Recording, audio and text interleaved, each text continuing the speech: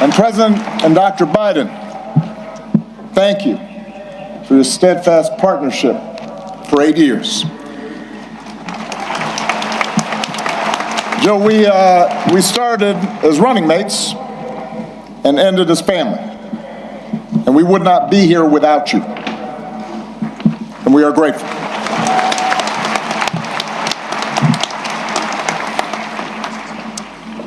To our amazing foundation staff and our amazing board, to Governor Pritzker, Mayor Johnson, thank you for making this center possible.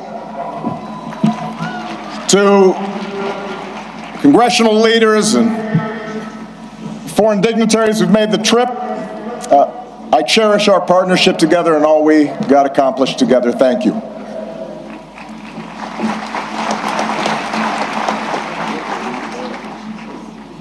To Michelle, she did me wrong. She wouldn't let me see her speech. She knew she was going to mess me up, and she did it anyway. But she's always made me better. And I could not be more grateful. And to Sasha and Malia, what can I say? You mean everything to me. More than 40 years ago, on a late summer afternoon in 1985, I arrived here in Chicago, entering the city through the very spot where this center now stands. I can still picture myself heading down what was then Cornell Drive in a janky used car that I'd bought in New York, with all my worldly possessions stuffed in the trunk and the back seat, so I really couldn't see out of the rearview mirror, and I was a safety hazard. And I was 23 years old. I'd just been hired by a group of churches on the South Side to help organize a part of the city that had been battered by steel plant closings and chronic neglect. And I didn't have much organizing experience. Didn't know anybody in Chicago. But I had been inspired by the civil rights movement, and I knew I wanted to make a difference. And although I wasn't sure exactly how I was going to do that, I was possessed with this abiding faith that if we could give people more of a say in the forces that govern their lives, if we could bridge some of the differences that drove us apart, then we could build an America where everyone counts and everyone has a fair shot and everyone belongs. Even a mixed-race kid with a weird backstory and a name nobody could pronounce.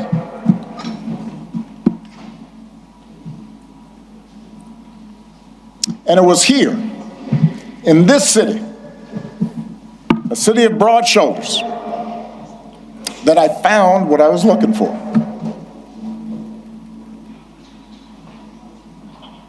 Day by day, block by block, I got to know the people who lived here, their hopes, their dreams, their tragedies and their triumphs. I witnessed their resilience in the face of hardship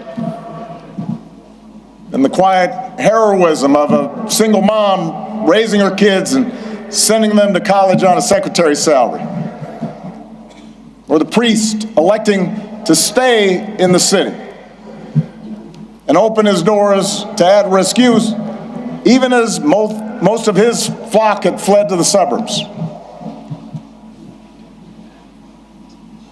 I learned that leadership has less to do with titles or rank or chasing attention than with helping others find their voice, reaching their potential,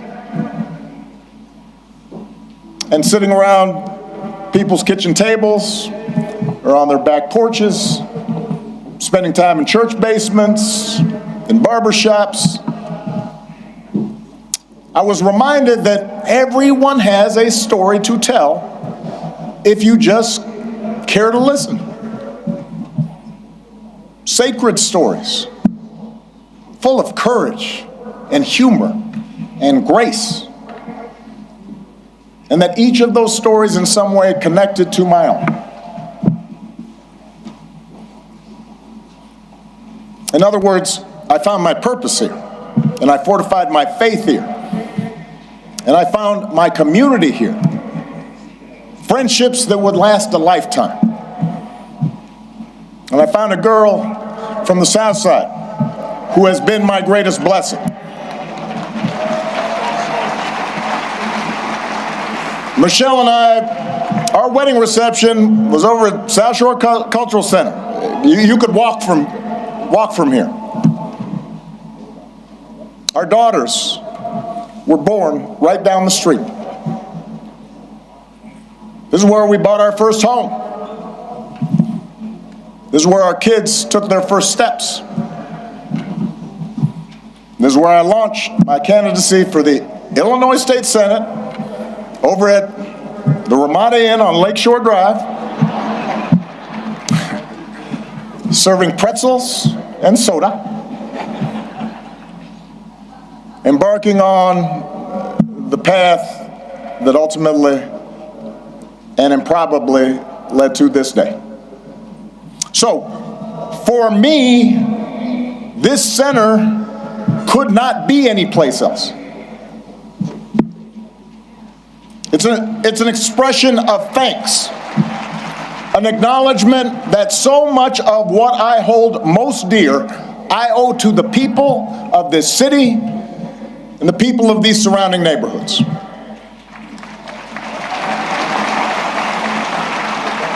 And it's why we designed the center not to be some lifeless mausoleum. I am too young for that. Not just a place to see Michelle's dresses, although I understand that will be the top attraction. We wanted it to be a vibrant, living celebration of community, where we can learn together and share the joys of art and music and sport and play. Because it's in those moments that we're reminded of our common humanity.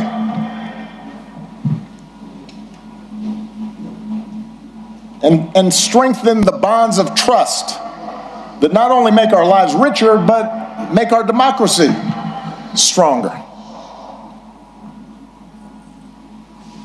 Now, we also wanted this center to be a celebration of the extraordinary public servants, many of whom are here today, that made this journey possible.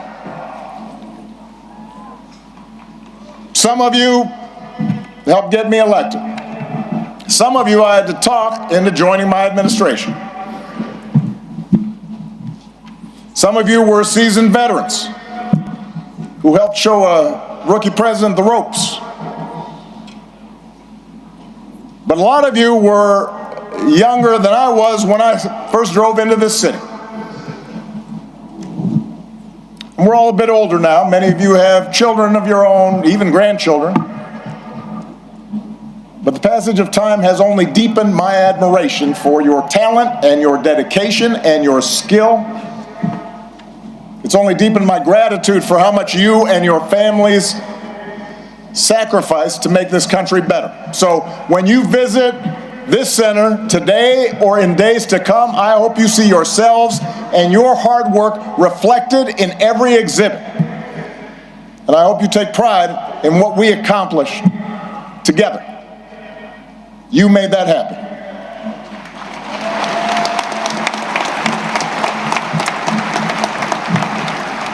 Now, Of course, we did not accomplish everything we set out to do.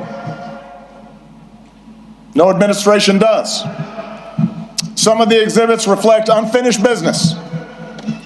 In some cases, my own shortcomings and mistakes. In some cases, because, as a sign I kept on the Resolute desk read, hard things are hard.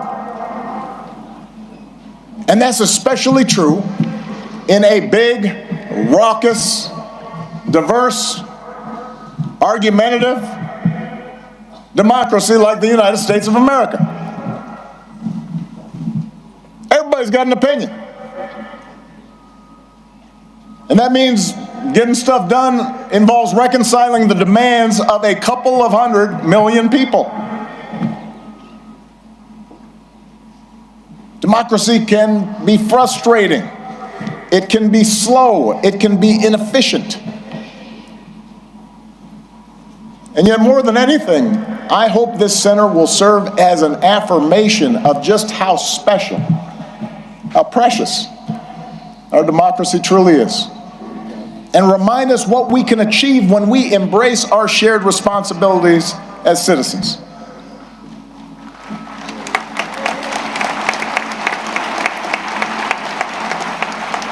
And since we're a few weeks away from America's 250th birthday, it is worth remembering just how radical the whole idea of self-government really was back in 1776. To that point, human history was a tale of conquest and caste and rigid hierarchies. A world where the strong dominated the weak, where power and wealth and status flowed through lineage, and the many were ruled by the few. But out of the fire and steel of a revolution, a different story took flight on this continent.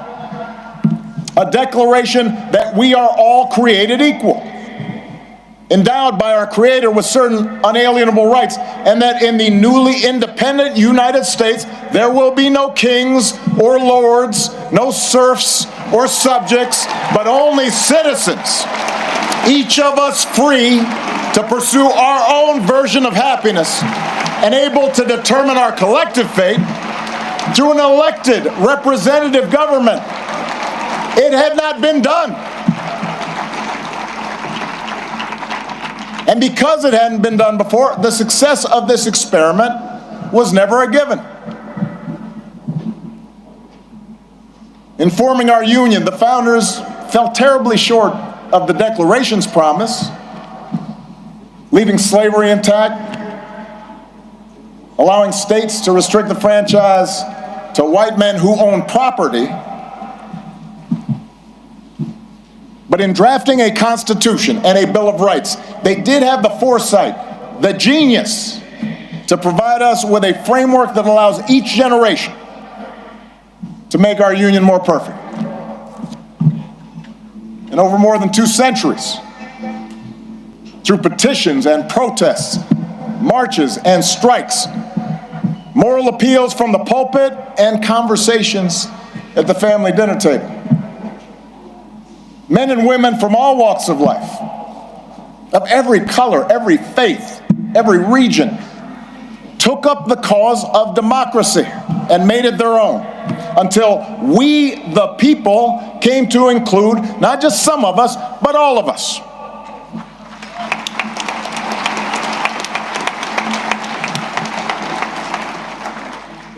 And that's why the story we tell in this building begins not with Michelle's origins or my origins, but with our nation's, with a founding era print of the Declaration of Independence, and a pen and inkstand used by Frederick Douglass, Lincoln's Bible, and a pamphlet by Ida B. Wells, suffragist buttons, and a hard hat worn by FDR's Labor Secretary, Francis Perkins. And it's why the exhibits here focus not just on policies, but on the shared values that make democracy possible. A belief in the intrinsic dignity and worth of all people, and that no one is above the law or beneath its protection. A belief in checks and balances in our government and an accountability that comes with it, an independent judiciary and a robust free press. A belief that our military and law enforcement owe allegiance not to any president or political party, but to the people and our Constitution. A belief in the peaceful transfer of power after the people have spoken in fair and free elections, recognizing that in a large, complicated society like ours, no group or faction gets its way 100% of the time. And a belief that qualities of character, honesty, integrity, kindness, compassion, a sense of duty and honor, those things matter in our public dealings, just as they do in our private lives. These are not,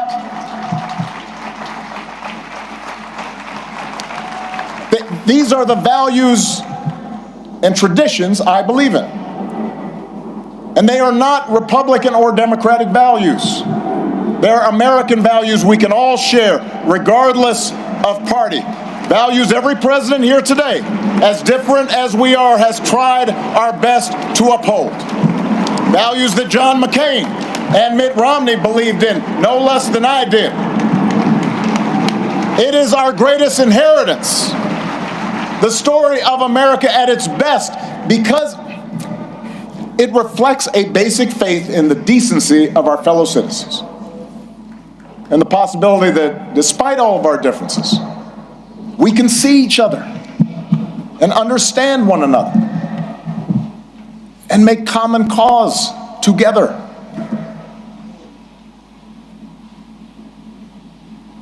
That's what I hope every visitor to this center takes away from their experience. And that's why if you come for a day and you don't have time to see everything, I would urge you to skip the clips of my speeches. You have heard them all before. In favor of the stories of those ordinary citizens who helped make that change happen. The cancer survivor who feared rising premiums would force her out of her home and was brave enough to speak out about it. She's why we pushed so hard for health care reform. The small business owner trying to keep the lights on. The teenage girl who told me she was worried her dad might lose his job in the auto crisis. They're why we focus so relentlessly on pulling our economy back from the Great Recession. The wounded warrior overcoming debilitating injuries. The gay Air Force major serving her country even when forced to hide who she was. They're why we worked to end Don't Ask, Don't Tell and care for those who've worn our country's uniform and do right by our military families. It's their voices that led to our successes. And while going through the exhibits, I'd also ask you to listen to the voices of people around the world who've been inspired by American ideas. Yes, America has made its share of foreign policy mistakes. Our actions have not always matched our rhetoric. We've learned that we can't solve every conflict or stop every atrocity around the globe, but at our best, the United States has been an undeniable force for good in the world. And what I heard on every continent as president is that when American foreign policy lives up to our highest ideals, when we champion human rights and democracy and the sound stewardship of our planet, when we take the lead in eradicating disease and feeding the hungry and educating children, when we encourage cooperation between nations. Instead of trying to dominate and bully and squeeze every advantage just because we can. And most of all, when we show through our example here at home that even a country as big and diverse as ours can make democracy work, it turns out all nations, including ours, become more prosperous and secure. And the world gets a little bit brighter.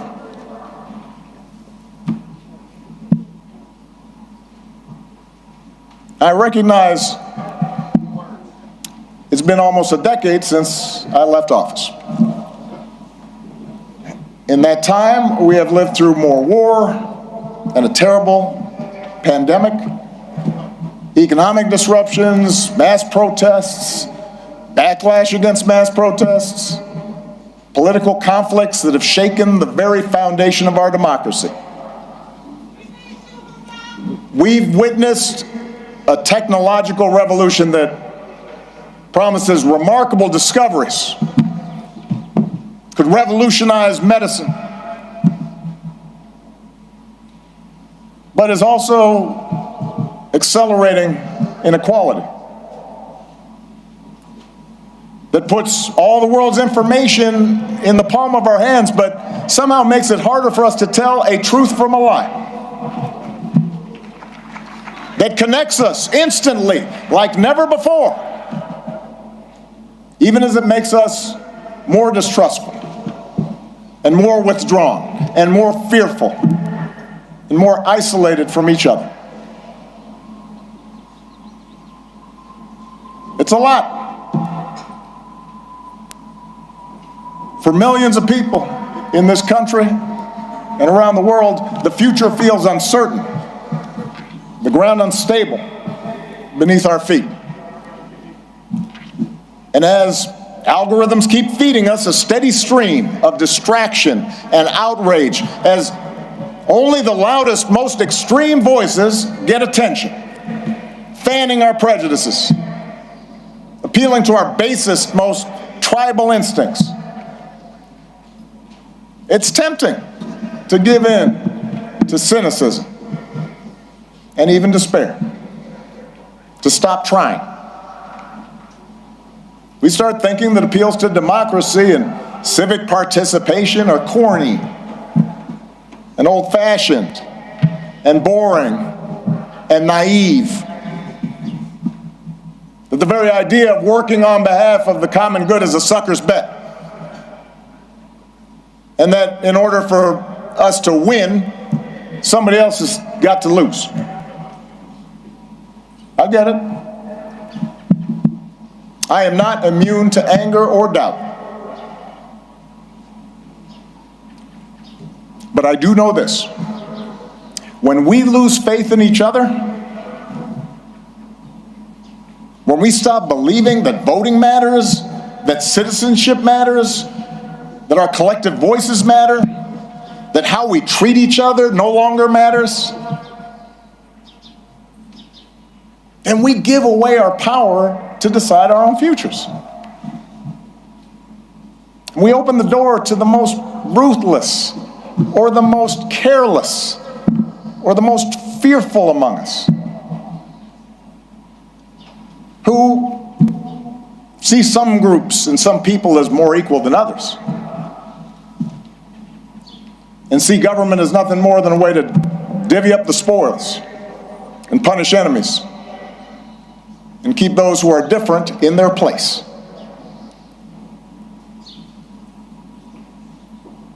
I do not believe that is the story of America that prevails in the end. I don't believe it because for us to give up, for us to give in now, after all this country's been through, to cynicism and division would be a betrayal of our founding ideas, a betrayal of our faith. And I remain convinced that the overwhelming majority of Americans feel the same way. That as unsettled as we are, people aren't looking for perpetual anger and division. They are looking for fairness and common sense and mutual respect, that deep in our gut, we want to find a way to turn towards each other again, not further away.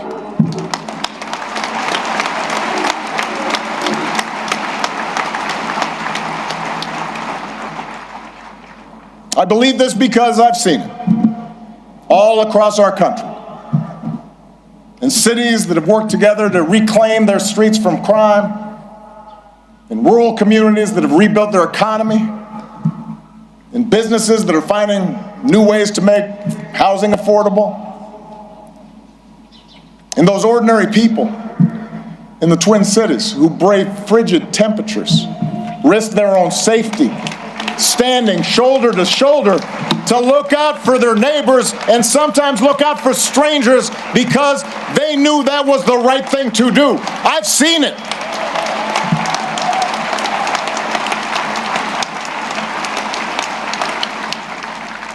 And I've seen it in a new generation of leaders here and around the world, like Puniha and Addison. Leaders who are determined to make our governments and our economies and our societies work for everyone. Obama Foundation leaders like Hannah, a Food Corps member from rural Ohio who's helping ensure every child has access to at least one nourishing meal. Or George, an entrepreneur whose nonprofit helps get unused, unexpired medicine, often at no cost, to people who need it. Or Zuzana, a human rights lawyer in Poland, who's won more than 30 landmark cases. There are thousands, tens of thousands, hundreds of thousands of these young people out there making a difference right now. And this center is devoted to lifting up their stories, giving them the tools and support they need to expand their impact. For while our work is nonpartisan, we are not values neutral. We have a point of view.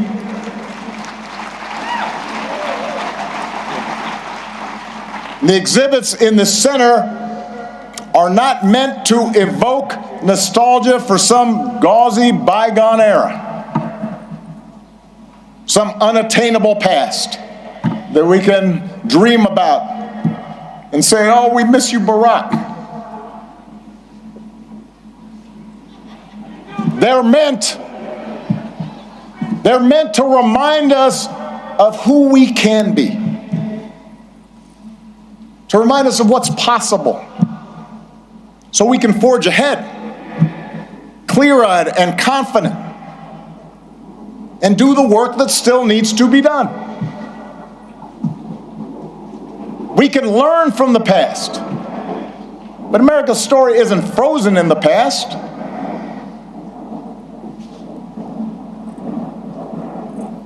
It has chapters yet to be written, not by one person or a few people, not by Barack and Michelle, or anybody with a fancy title or a high office, but by all of us.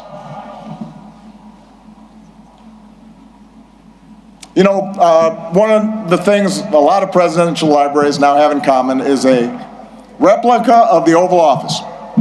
And if you take a peek at the one inside this building, you will see some objects that carried some special meaning for me during the time that I was in office. There's a program that a friend from the South Side gave me that he had retrieved from the 1963 March on Washington. He was there. There's a Norman Rockwell painting of the Statue of Liberty with workers hanging on ropes, burnishing the torch that she holds aloft. And on the rug, you'll read words from some of America's greatest leaders, including a quote that inspired that arch that you see right there at the south end of the plaza by Martin Puryear. The arc of the moral universe is long, but it bends towards justice. And it's a quote that was often invoked by Dr. Martin Luther King Jr., but it originally comes from a Boston minister's sermon more than 170 years ago. And at the time, the abolitionist cause seemed lost. The Compromise of 1850 had made harboring fugitive slaves a crime under federal law, even in those states that had abolished slavery. And in a case that garnered national attention, a young fugitive in Boston had been seized and tried and marched to the wharf by hundreds of armed officers, where he was summarily put on a ship bound for the South, where he would remain in shackles and chains. It was a moment of profound uncertainty and despair. A moment the minister called darker than any New England had witnessed. We do not see, Reverend Theodore Parker observed, that justice is always done on earth. Many a knave is rich, sleek, and honored, while the just man is poor, hated, and in torment. I do not pretend, the preacher said, to understand the moral universe. The arc is a long one. My eye reaches but little ways. I cannot calculate the curve and complete the figure by the experience of sight. I can divine it by conscience. But from what I see, I am sure it bends towards justice. The good Reverend was under no illusions about the perils and obstacles facing the abolitionist cause. His words offered no easy answers, no comforting assurances that he or his congregation would live to see the progress they so desperately sought. Rather, his was a declaration of faith, a defiant call, not to abandon hope or give way to fear, but to stay true to our better selves and true to one another, and to keep fighting to fulfill the promise of this nation, even in the face of cruelty and bitter disappointment, even in the face of impossible odds. It is that spirit that we open the center today. The same spirit that so many of you showed all those years ago. The same spirit that inspired generations of Americans to meet the challenges of their time. The same spirit that is alive and well here on the south side of Chicago. The same spirit that will see America and the world through its present trials. There is a new generation out there, ready to write the next chapter of our story. We intend to help them do it, and we ask that you join us. Thank you. God bless you. God bless the United States of America.